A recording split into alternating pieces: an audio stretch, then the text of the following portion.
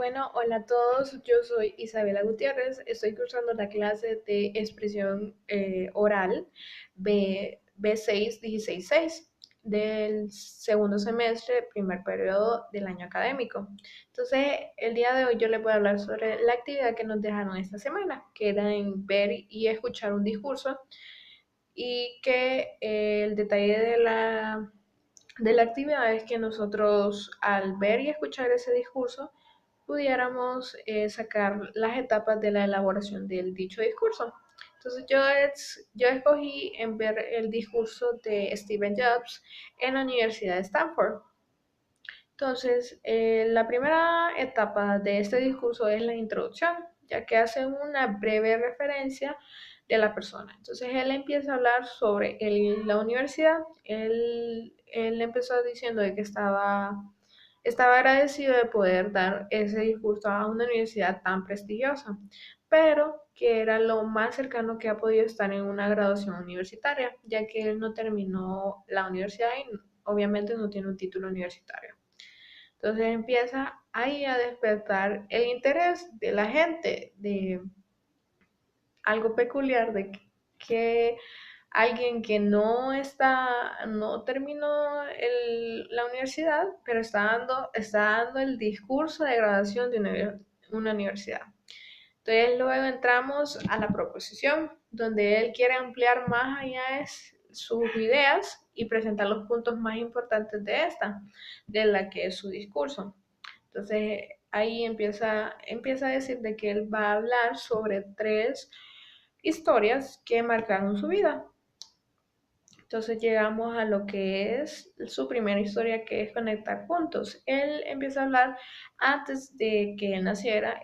Su madre biológica era muy joven, una joven estudiante, y decidió darle una opción ya que ella no podía darle un gran futuro como ella quisiera, como ella quiso. Entonces empezó a buscar los perfiles de candidatos de que quisieran adoptar. Entonces encontró lo que fue una pareja que tenían título universitario y el esposo era abogado. Entonces ella se comunicó con ellos y para que pudieran adoptar a su bebé. Entonces, luego de un tiempo, ya avanzado su embarazo, ellos se dan cuenta que es un niño. Entonces le plantean a la madre que ellos ya no pueden adoptar porque ellos querían una niña.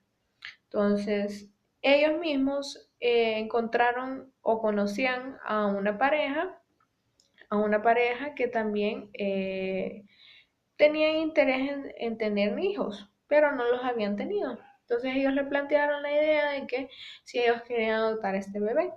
Entonces ellos dijeron que sí, pero la madre biológica de Steve no le gustaba mucho el perfil de ellos, ya que la esposa era una estudiante joven, pero no tenía un título universitario.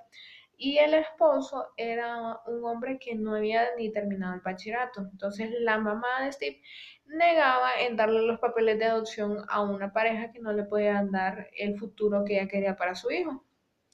Luego ellos la convencen y le dicen que ellos van a hacer lo imposible para que él pueda ir a la universidad.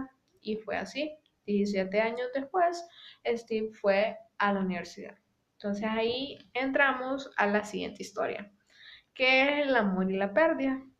Entonces él, al entrar a una universidad cerca de donde él vivía, durante 6 meses él estuvo en sus clases de la universidad, pero que él estaba como confundido y no sabía, él no creía que tuviera un gran futuro si él seguía en la universidad, porque no estaba lo que él amaba.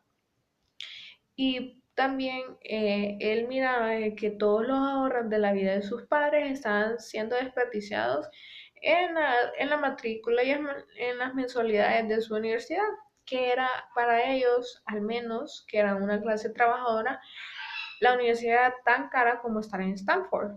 Entonces él decidió de que esto ya no podía estar pasando, de que algo que él no se sentía a gusto o cómodo o ideal en ese lugar, fuera desperdiciado el dinero de sus padres. Fue ahí cuando él decidió ya no seguir en la universidad, pero seguía en lo que era el campus.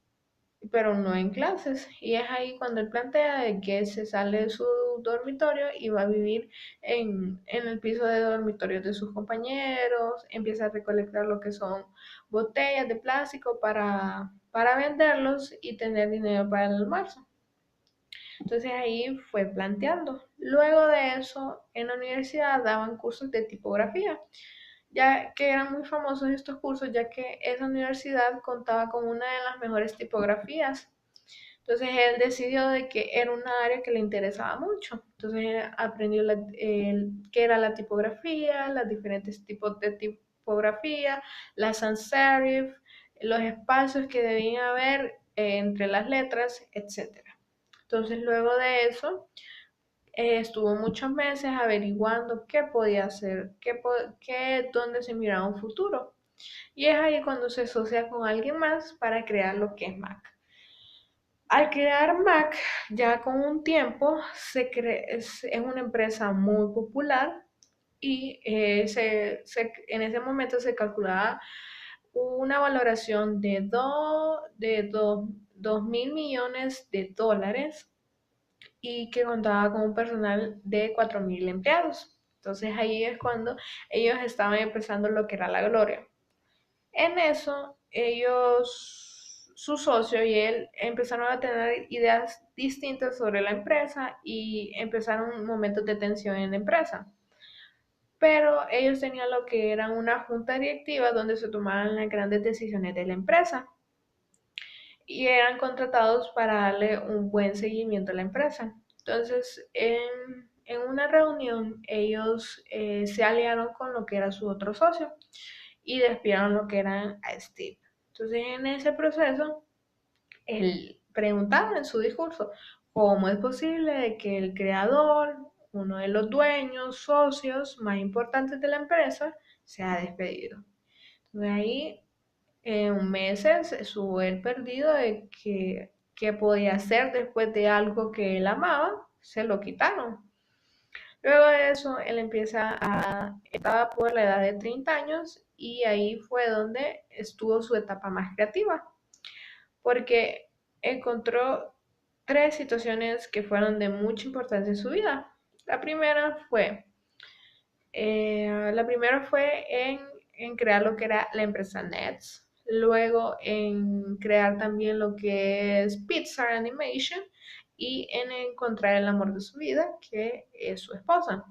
Entonces en Nets, esta compañía creció muy rápidamente, donde él dijo en su discurso, en Pixar Animation empezaron a hacer cortometrajes en computadoras y hoy en día es una cinematografía más exitosa de los tiempos.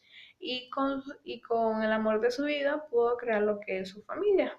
Entonces, al tener estas tres situaciones, él decía que aunque lo que amaba en Mac, lo que hacía en Mac, él consiguió hacerlo también en otras situaciones, como ser en Nets, en Pizza y en encontrar el amor de su vida. Luego de eso, un tiempo después, cuando Nets ya era una gran empresa, Mac decidió comprarla. Entonces, al comprar Nets, volvió a Steve a lo que era Mac y a su puesto original. Entonces ahí plantea esta historia. Luego va la última historia, que es la muerte. Que él planteaba que el concepto de muerte muchas veces para nosotros es muy doloroso, pero hay que buscarle otro sentido, donde puede ser una forma de cambio de vida para nosotros. Porque él contaba una historia que hace unos años a él le habían detectado lo que era cáncer de páncreas. Entonces él ni sabía lo que era el páncreas. Entonces ahí él planteaba que era un cáncer que le decían que era terminal, que no tenía salvación, que tal vez tenía un tratamiento, pero era entre 3 a 6 meses que tenía de vida. Entonces el doctor le dijo de que arreglara sus asuntos y que se preparara para la muerte. Luego de eso, él estaba destrozado porque él planteaba que entre unos 10 a 15 años él podía tener esa charla con sus hijos que ya no iba a poder estar en este mundo, pero que él nunca se imaginó que en menos de 6 meses él tenía que dar esa noticia a sus familiares. Entonces un día él dice que lo llamaron y le dijeron que le tenían que hacer una revisión. Entonces él le introdujeron una cámara por la garganta hasta llegar al páncreas y sacaron lo que era la muestra de un tumor. Y el doctor se dio cuenta que ese tipo de cáncer era muy peculiar y muy único, la verdad, porque habían pocos casos que se podía operar, se podía sacar el tumor a su totalidad. Entonces él hablaba que esa fue la experiencia más cerca que tuvo de la muerte. Pero desde ahí se planteó y volvió a recordar una frase que él leyó, que decía, si vivas cada día como si fuera el último, un día vas a tener razón. Entonces ahí empezó todos los días a plantearse en su cabeza qué iba a hacer ese día. Y si en verdad era digno o él iba a estar orgulloso de que si él moría ese día, que había hecho mucho.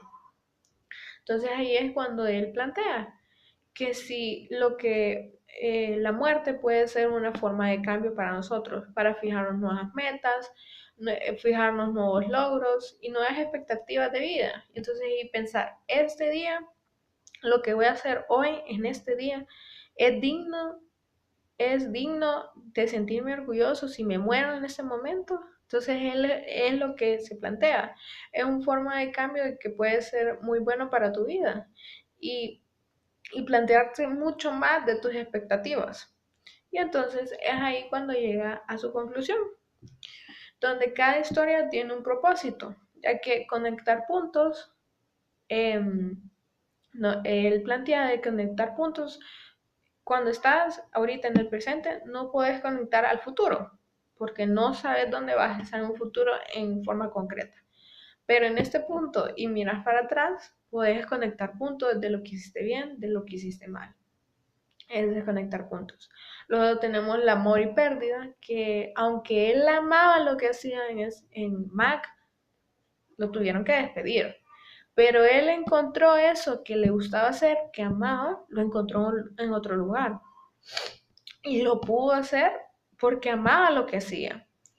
Entonces ese es otro aspecto. Luego tenemos la muerte, de que la muerte para él es una forma de cambio para bien para las personas si lo pensás en otro, lo creas otro concepto en tu vida de la muerte, acerca de la muerte, porque puede ser un factor de cambio que mejores tu vida, tu vida ya sea personal como social y fijarte lo que son nuevas expectativas. Y es ahí cuando él cierra con la frase sigue hambriento, sigue alocado, que decía, si amas hacer algo, en algún lado vas a poder hacerlo de forma de que puedas vivir de ello. Es lo que decía. Y si estás en un lugar y haces lo que no amas, estás en el lugar equivocado. Entonces esta frase dice, puedes tener, puedes tener hambre sobre distintas cosas. La cosa es que puedas saciar esa hambre con lo que te gusta.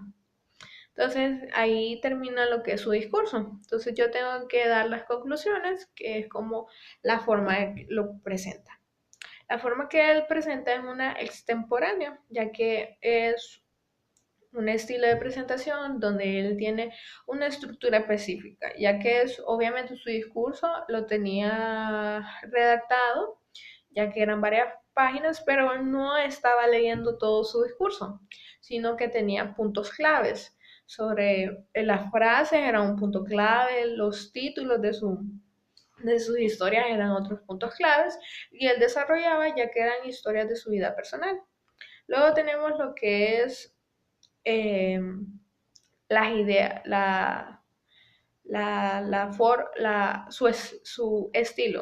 su estilo de presentador. Y este estilo era creativo, ya que él tenía sus ideas, tenían una estructura en específico y cada una de esas ideas tenía una conclusión de lo que quería dar a entender a sus alumnos. y que también él tenía un conocimiento total del tema, ya que en sí todo su discurso era sobre su vida personal, pero sacó conclusiones que podían motivar a lo que fueran a los graduados de la Universidad de Stanford en perseguir sus sueños, en, en conseguir, en que cada uno de nosotros tenemos un lugar correcto en esta vida, que podemos vivir de lo que amamos y que si no vivimos de lo que amamos, en algún momento de nuestra vida vamos a estar decepcionados de que no hicimos lo suficiente, hicimos poco para vivir bien o como nosotros queríamos. Entonces, eso ha sido todo. Gracias.